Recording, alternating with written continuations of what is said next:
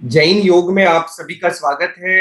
मैं हूं नील और आज पैनल पे हमारे साथ जीतू भाई है जो कि हमें योग विंशिका नाम का जो ग्रंथ है उसकी स्वाध्याय श्रृंखला में आगे बढ़ा रहे हैं।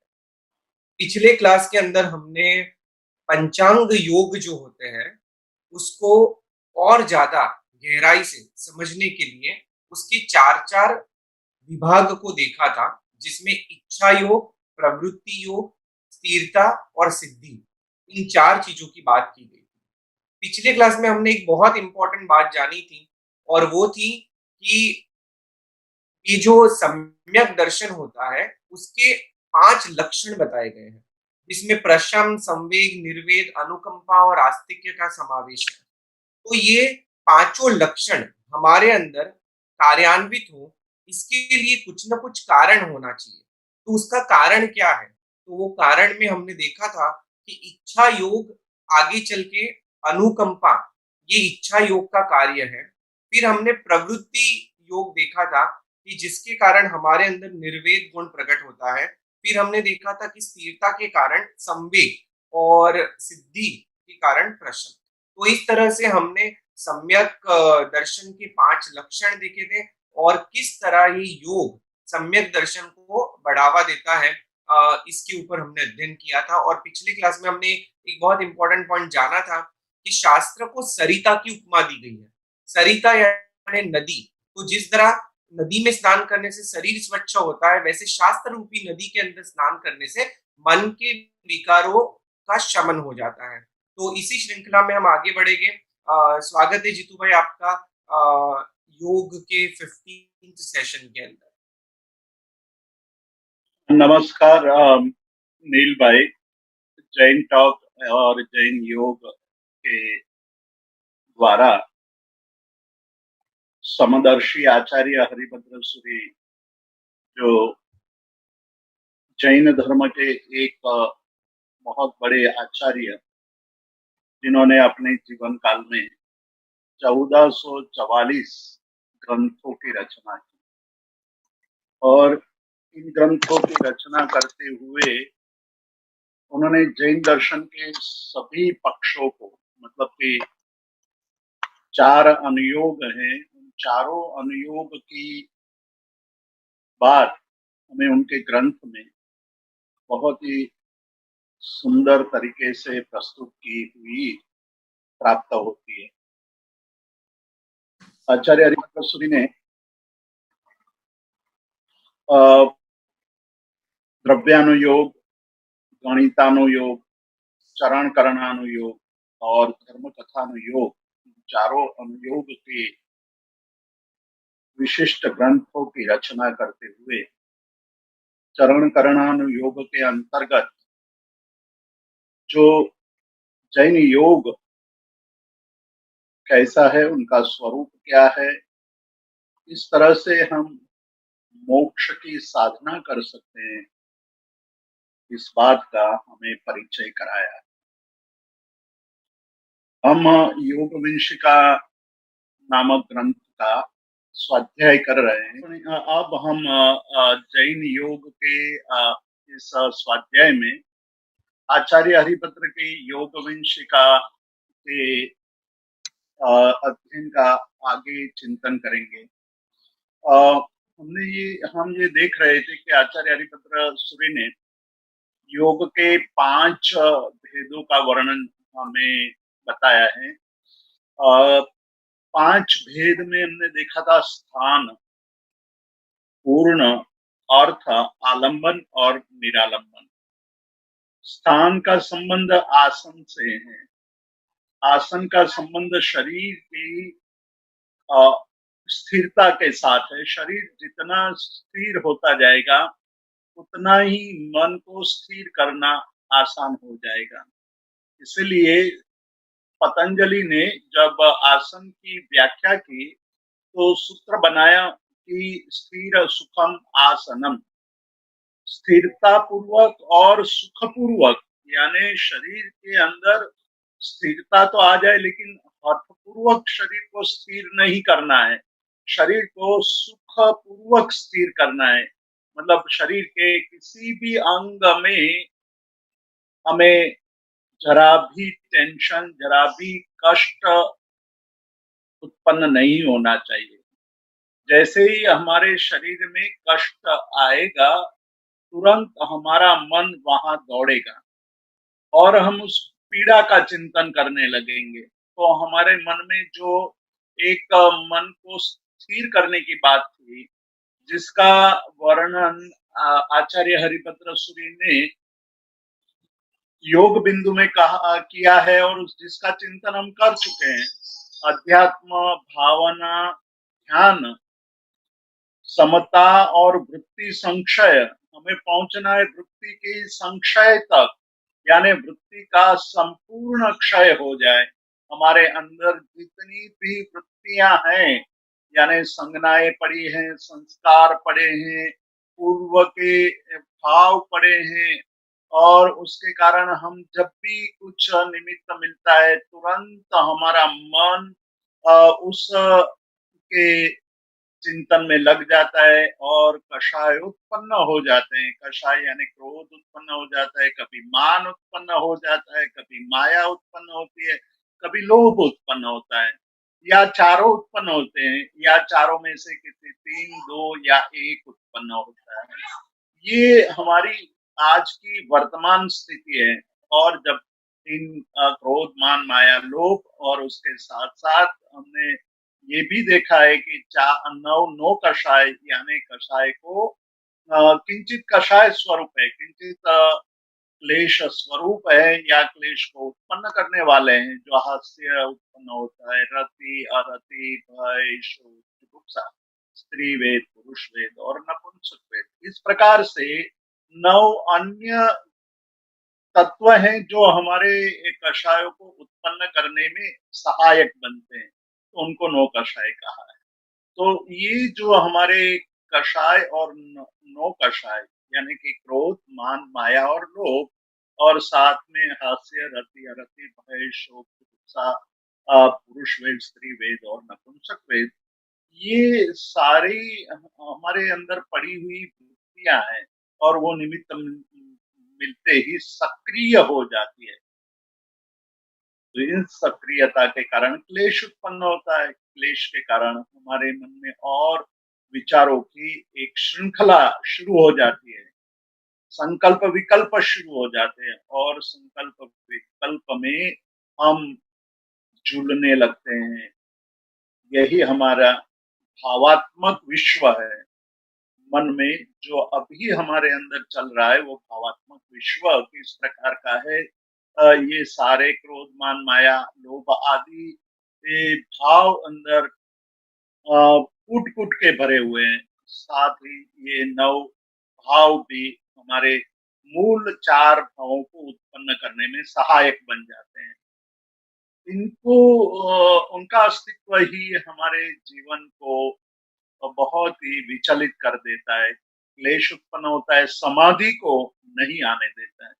समाधि जब आती है तो हमारे अंदर आनंद का जो प्रवाह है, आनंद की सरिता है, वो बहने लगती है। उसके लिए आचार्य हरिभद्र सूरी ने ये कहा कि अध्यात्म की आवश्यकता है, अध्यात्म के बिना ये संभव नहीं है। मतलब जब आप योग कर रहे हैं, योग करने की स्थिति में आते हैं या योग करने का प्रारंभ करते हैं, तो योग केवल शरीर को लक्ष्य में लेकर के नहीं करना है। शरीर एक कारण भूत है, शरीर का स्वास्थ्य आवश्यक है, इसीलिए स्थान पहला अंग बताया कि आपका शरीर स्थिर, स्वस्थ, निरोगी होना चाहिए, वो परम आवश्यक है। उसकी आवश्यकता को नकारते नहीं है, लेकिन केंद्र हमारा शरीर नहीं होना चाहिए। आज हम लोग जो योग कर रहे हैं, वो शरीर की स्थूलता घटाने के लिए और तंदुरुस्ती के लिए हम योग करते हैं। योग उसके लिए भी हो सकता है, होना चाहिए, क्योंकि अन्य दवाई आदि से शरीर की स्थूलता को घटाने के बजाय अभ्यास से, व्यायाम से शरीर की स्थूलता आदि घटती है, कम होती है, तो वो अधिक लाभ करता है। किंतु केवल हमारा लक्ष्य यदि भौतिकता होगा तो भौतिकता से हमें विशेष लाभ नहीं होगा। इसलिए मानसिक बात पर आते हुए आज के योग गुरुओं ये कहते हैं कि योग करने से आपके मन के स्वास्थ्य बढ़ता है, आपका मन शांत होता है, आपके जीवन में आपको बहुत ही आनंद का अनुभव होता है। ये सारी बातें सही है, लेकिन उससे भी आगे का एक सूक्ष्म तत्व है, वो आत्म तत्व है। उस आत्म तत्व तक पहुंचने के लिए मन को शांत करना आवश्यक है। मन को शांत करके उससे भी आगे बढ़ करके अंदर पड़े हुए पुराने संस्कारों को नष्ट करना है। और नष्ट करने के लिए पहला यहाँ लिया कि हमें स्थान यानी आसन यानी हमारे जो मुख्य आसन हम देखेंगे कि हमें एक सुखासन में या पद्मासन में या अर्ध पद्मासन में और लंबे समय तक बैठने का अभ्यास करना चाहिए। अभ्यास का एक विशेष क्रम है कि शनै-शनै धीरे-धीरे आप इस प्रकार की क्रिया करते रहेंगे तो शरीर आपको साथ देने लगेगा। आज आप 5 मिनट स्थिरता से बैठेंगे तो कल 7 मिनट, इस प्रकार से धीरे-धीरे महीने 2 महीने में आप आधे घंटे तक आराम से स्थिर बैठ सकने की स्थिति में आ जाएंगे। स्थान के बाद जो ऊर्ण यानी वर्ण की बात है, ये सारी बात हम कर चुके हैं, इसलिए यहाँ मैं रिपीट नहीं करूंगा। अभी जो हमें बात करनी है, जो आचार्य हरिभद्र सूरी इसके लाभ गिना रहे हैं कि ये लाभ क्या है, ये सब क्यों करना चाहिए, तो उन्होंने कहा कि हमें बहुत ही महत्वपूर्ण बात ये है कि हमारे अंदर आस्तिकता बढ़नी चाहिए, हमारे अंदर अनुकंपा आनी चाहिए, हम हमारे अंदर निर्वेद का भाव आना चाहिए और आगे चल करके कहते हैं संवेग और अंत में क्षम प्रशम भाव। इसके ये प्राप्ति का क्रम बताया। वही बात उन्होंने बताई है कि इस गाथा में कि अ, हमें जो ये प्राप्ति कैसे होगी, तो कहा है कि पश्चाणु पुब्बियो पूर्ण गुणान में एसिम होई लाभ कमो। लाभ का क्रम मतलब सबसे पहले जीवन में क्या कौन सा गुण हमें प्राप्त होगा, इन सारी बातों को लेकर के चर्चा करते हैं। तो कहते हैं कि हमारे अंदर सबसे पहले आस्तिकता, हमें जो सूक्ष्म तत्व है उसके पर श्रद्धा, मतलब कि हम स्थूल तत्व को आंख से देख सकते हैं, इंद्रियों से उसका अनुभव कर सकते हैं, उस इसलिए उसके अस्तित्व के बारे में ज्यादा विवाद नहीं है। लेकिन संसार में बहुत सारे तत्व ऐसे हैं जो आंखों से देखा नहीं जाता है, कानों से सुना नहीं जाता है, नाक से सूंघ नहीं पाते हैं, जिससे उसका स्वाद नहीं ले पाते हैं। ऐसे तत्वों के अस्तित्व का हमें स्वीकार करना। एक सामान्य बात हम ले कि परमाणु है, परमाणु हम न देख पाते हैं, न उनका स्वाद कर पाते हैं, लेकिन जब परमाणुओं का समूह बढ़ता जाता है और वो परमाणु सूक्ष्म से परमाणुओं का समूह होने के बाद वो स्थूलता में परिणत होता है, तब हमें वो दिखाई पड़ने लगता है। तो बात ये हुई कि जो चीज आज हम नहीं देख पा रहे हैं उसके अस्तित्व का हम निषेध नहीं कर सकते हैं, उसको नकार नहीं सकते हैं, अस्तित्व हमें स्वीकार करना पड़ता है। तो कार्य कारण भाव से हम परमाणु के अस्तित्व का स्वीकार करते हैं। आकाश के अंदर रहे हुए अत्यंत सूक्ष्म पदार्थ हम नहीं देख पाते हैं, लेकिन टेलीस्कोप से या वैज्ञानिक उपकरणों से उसके अस्तित्व का हम स्वीकार करते हैं, क्योंकि वैज्ञानिक कह रहे हैं कि भाई ऐसे तत्व है अवकाश में, तो हम स्वीकार कर लेते हैं। उसी तरह आध्यात्मिक जगत के अंदर आत्म तत्व जैसे सूक्ष्म अनुभव गम्य तत्व का स्वीकार करना वही दिखता है। मतलब कि जो अनुभवी वितरागी और सर्वज्ञ पुरुषों के द्वारा बताए गए तत्व के अस्तित्व का स्वीकार करना, उसमें श्रद्धा धारण करना कि मैं नहीं देख सकता हूँ, उसका मतलब ये नहीं है कि उसका अस्तित्व नहीं है। जगत में बहुत सारी बातें ऐसी है जो हम अनुभव किए बिना भी स्वीकार कर लेते हैं, क्योंकि जीवन अत्यंत सीमित है, अशक्त भी है।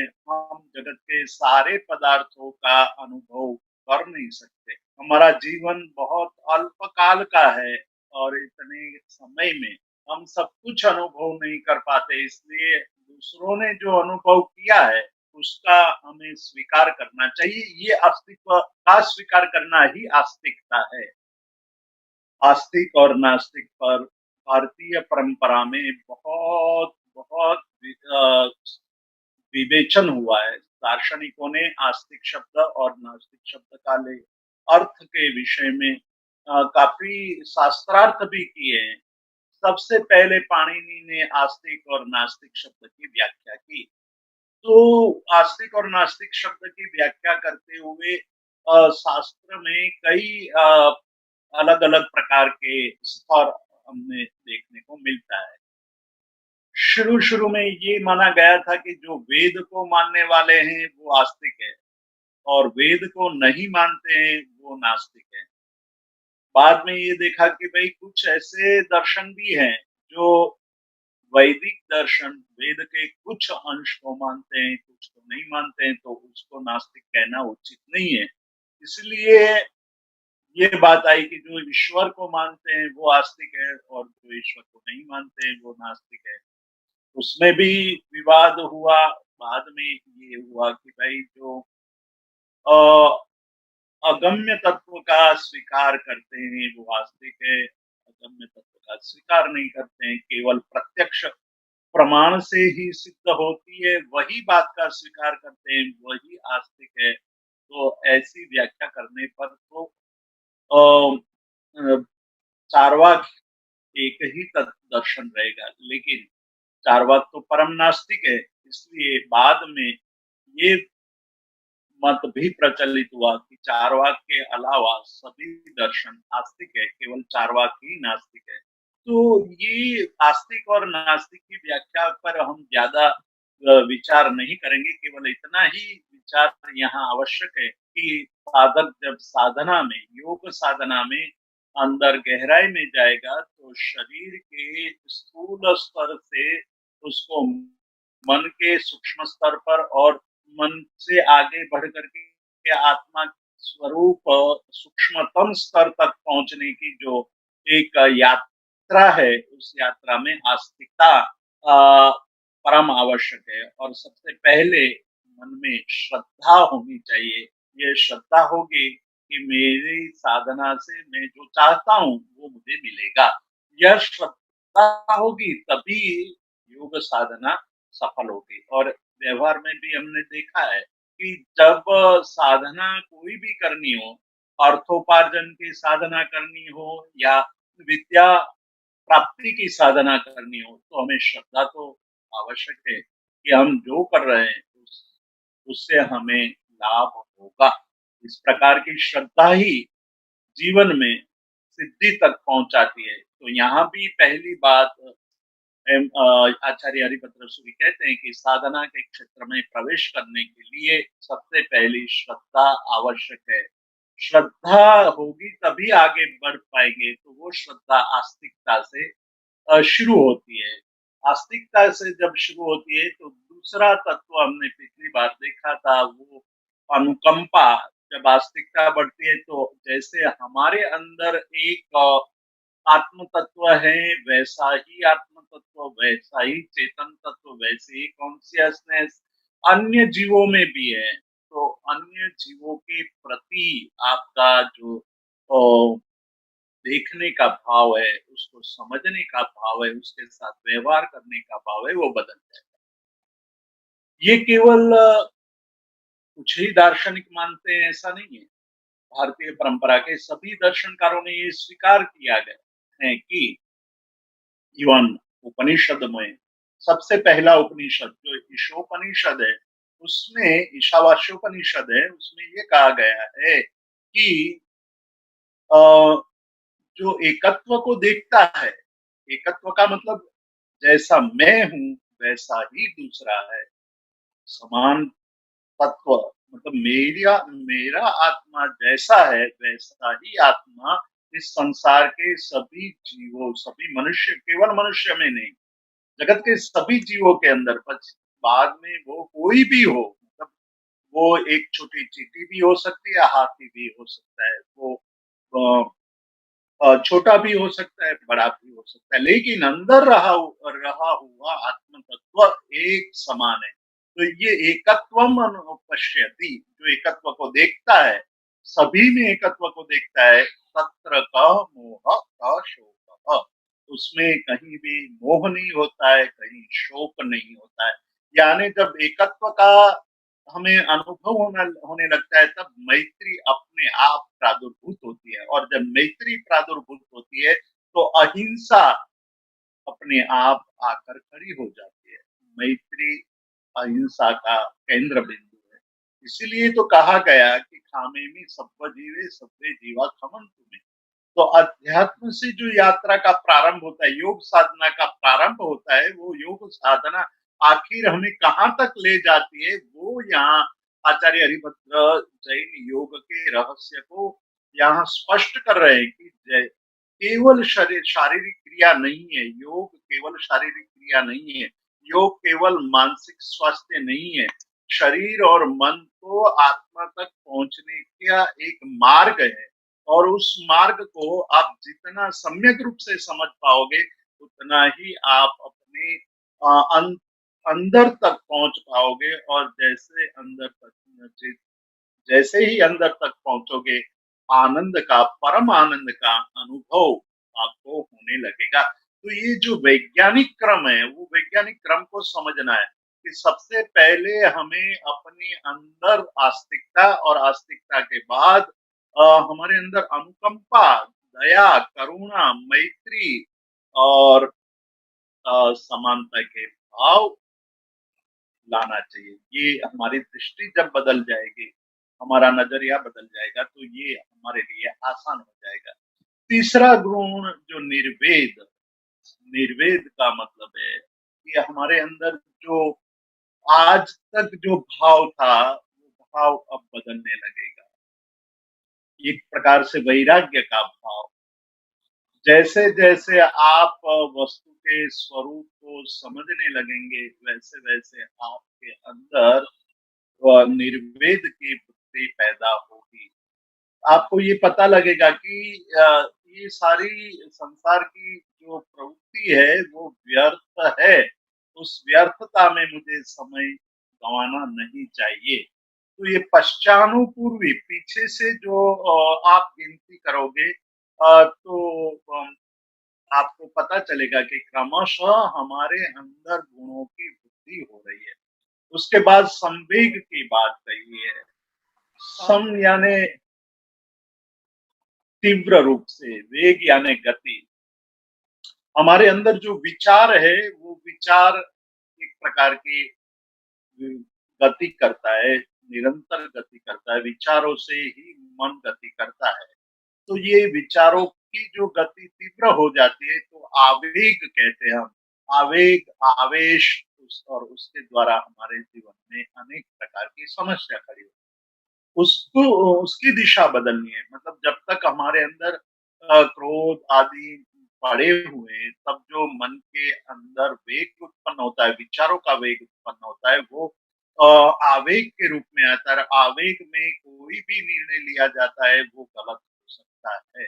लेकिन जब संवेग पूर्वक उसी जगह पर आप क्षमा, दया, शांति और धैर्य, धीरज से कोई निर्णय लेंगे, तो वो संवेग बन जाता है। यानी मन की गति को एक दिशा देना, उस दिशा दे करके जीवन जीना, वो संवेग है। और प्रश्न, जैसे जैसे संवेग बढ़ेगा, वैसे वैसे अपने अंदर समत्व, समत्व यानी क्रोध, मान, माया, लोभ आदि का शमन होने लगेगा। तो ये उन्होंने कहा कि भाई जब आप साधना करोगे, तो धीमे धीमे धीरे धीरे आपके अंदर इस प्रकार के गुणों की वृद्धि होगी और पश्चानुक्रम से होती है। और इस पांचों गुणों की अंदर महत्वपूर्ण गुण है, उसकी साधना करनी चाहिए। अब कहते हैं नवमी नवमी गाथा में आचार्य हरिभद्र सूरि कहते हैं कि एयम थियम्मी तत्ते, ये जो स्थान पूर्ण अर्थ आलंबन और निरालंबन ये जो है वो उसका तत्व, उसमें एक रहस्य पड़ा हुआ, उसमें जो तत्व है उसको समझना चाहिए। नाइन जोयणाऊ इमे पैड़ा, मतलब ये जो तत्वज्ञ जीव है यानी जो तत्व को जानने वाले हैं उनसे इसके रहस्य को जानना चाहिए। इस प्रकार से जानना चाहिए कैसे हमारे अंदर योग की साधना घनिष्ठ बने, अंदर हम योग साधना में लीन हो। तो उन्होंने यहाँ अब जो एक 5 अंग बताए उस अंग का प्रायोगिक रूप से किस प्रकार से हमारे अंदर उसका अनुभव हो, उसके लिए आचार्य हरिभद्र सूरि कहते हैं कि चैवंदनेन नेया, चैत्य वंदन के द्वारा जानना चाहिए। ये चैत्य वंदन की बात करते हैं। चैत्य वंदन जैन धर्म की एक परमात्मा के स्तुति की प्रक्रिया है। उसमें आसन, सूत्र, अर्थ, ये तीनों तत्व एक साथ जुड़े हुए हैं। चैत्य वंदन करने के लिए एक आसन बताया गया है, वो आसन में बैठना है, उस आसन में बैठ करके परमात्मा की स्तुति करना है। स्तुति करने के लिए सूत्र बोलना है।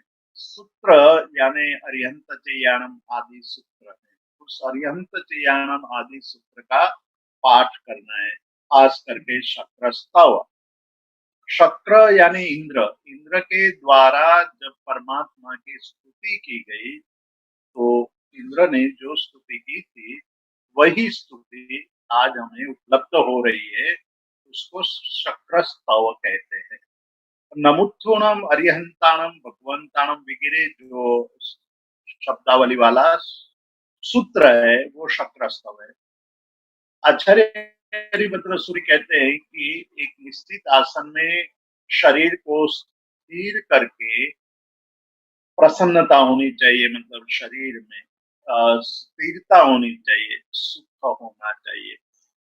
हम कष्ट से, क्लेश से, दुख से उस आसन में बैठेंगे तो हमारा मन जो आलंबन तक पहुंचना है वहां तक पहुंच नहीं पाएगा। आलंबन के लिए एक निश्चित दशा, मानसिक दशा, शारीरिक दशा क्रिएट करनी पड़ती है, तभी हम अनुसंधान कर सकते हैं। मैं ये सारी बातें अलग अलग ढंग से आपके सामने प्रस्तुत कर रहा हूँ, उसका मतलब ये है कि इसका बहुत बड़ा महत्व है कि एक सूत्र जब आप बोलते हैं तो वो सूत्र केवल सूत्र नहीं है, सूत्र के साथ अर्थ का चिंतन करना है। तो एक आसन, स्थिर आसन में बैठे हैं, शरीर स्थिर हो गया। जैन आगमों में एक बात कही है, और जब हम तप की बात करते हैं तो तप में भी एक बात कही है। 12 प्रकार का तप है। कायक्लेश मतलब एक आसन में लंबे समय तक बैठना वो कायक्लेश है, वो बाह्य तप है। हमने कभी इस विषय में गौर से चिंतन नहीं किया है, गंभीरता से चिंतन नहीं किया है कि जब हम एक आसन में लंबे समय तक स्थिर बैठते हैं तो हमारे लिए वो तपश्चर्या है, तप है, बाह्य तप है, और बाह्य तप करने से निर्जरा होती है, ऐसा हमने शास्त्रों में पढ़ा है। एक बात, दूसरी बात संलीनता अंगोपांग, अपने अंग और उपांग को भी स्थिर कर देना, इतना स्थिर कर देना कि उसमें कहीं भी थोड़ा भी कंपन ना हो, थोड़ी भी चंचलता ना हो। इस प्रकार जैसे मूर्तिवत शरीर को इतना स्थिर कर देना कि मानो शरीर मूर्ति बन गया है। कोई शिल्पकार ने मूर्ति बनाई हो, उस प्रकार की हमारी शारीरिक अवस्था बन जाए, तो मन अपने आप स्थिर होने लगेगा। अब मन को स्थिर करने के लिए सूत्र की बात आती है, तो पहला अंग, योग का पहला अंग जैन धर्म के अनुसार, कि आप जब चैत्य वंदन करते हैं, तो चैत्य वंदन के जो आसन है, उस आसन में लंबे समय तक सुखपूर्वक केवल बैठे रहो आप, तब भी तपश्चर्या मानी गई है। और तपश्चर्या से हमारे अंदर कर्म की निर्जरा होगी, यानी आपके शारीरिक तप के द्वारा मानसिक तप तक पहुंचने की, आभ्यंतर तप तक पहुंचने की हमारी स्थिति बनने लगती है। आज हम जब साधना करने, चैत्य वंदन करने बैठते हैं, तो हम चैत्य वंदन करते करते या अन्य क्रिया करते करते चैत्य वंदन करते हैं। एक तरफ स्वस्तिक बनाते हैं, दूसरी तरफ चैत्य वंदन शुरू हो जाता है।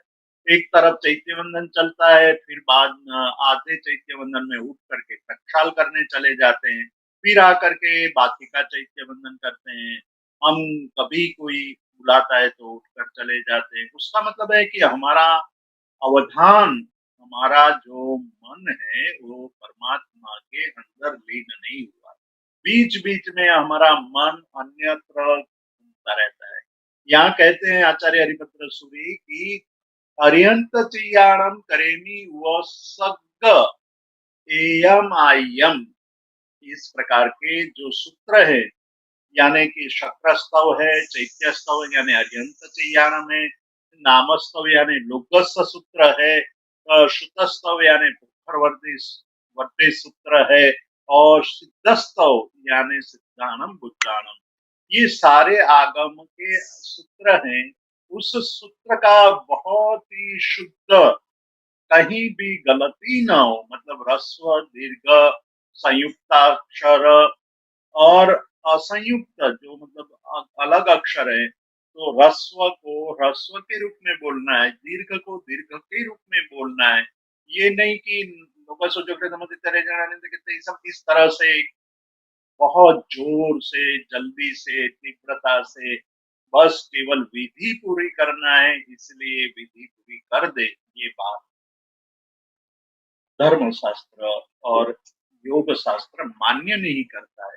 कहता है कि जो शब्द आप बोल रहे हैं, उस शब्द का या उस सूत्र के शब्दों का अनुसंधान अर्थ के साथ करना है, यानी प्रत्येक शब्द आपको उस शब्द की ह्रस्व दीर्घ मात्रा के आधार पर बोलने की प्रैक्टिस करना है। नमो लोकस बोल रहे हैं, तो 24 तीर्थंकर भगवंतों के नाम बोलते समय, तो 24 तीर्थंकर के प्रति रोम रोम में श्रद्धा पूर्वक नमस्कार होना चाहिए। तभी एक लोकस सूत्र हमारे लिए कर्म निर्जरा का, मन शुद्धि का, विकारों को नष्ट करने का परम आलंबन बन सकता है। केवल विधि करने के खातिर विधि करते हैं, तो वो विधि हमारे पुण्य की तरफ आगे बढ़ेगी, मतलब हमें पुण्य कर्म मिलेगा, क्योंकि उस समय हम अन्य अशुभ क्रिया नहीं कर रहे हैं, परमात्मा के सामने बैठ करके शुभ क्रिया कर रहे हैं, तो शुभ क्रिया का फल हमें मिलेगा, लेकिन बहुत अल्प फल मिलेगा।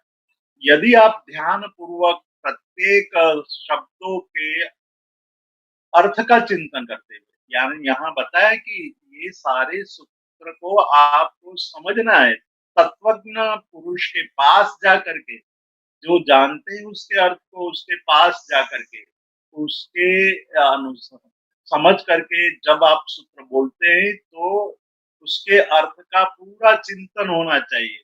तो श्रद्धा जुक्तस्तः, एक बात हुई स्थान की, दूसरी बात हुई सूत्र की, तीसरी बात हुई अर्थ की।